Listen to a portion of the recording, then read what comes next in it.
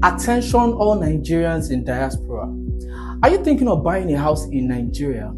Or do you know someone who is?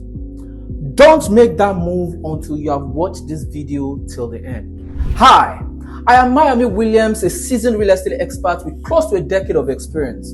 I am excited to share with you a proven strategy that has consistently generated cash flow for my clients for the past 3 years. It is one of the most successful way, and I'm confident it can do the same for you. We have all heard the horror stories, buying a house in Nigeria that is left abandoned, poorly maintained, or even worse.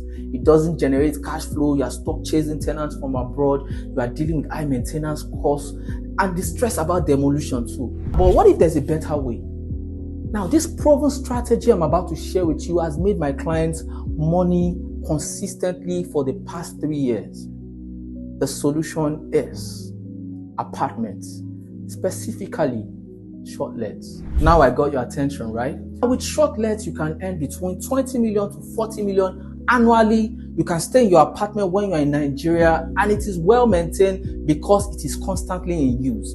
Plus, it generates you consistent, guaranteed cash flow. Don't miss out on 1 to 3 bedroom apartments that we have available.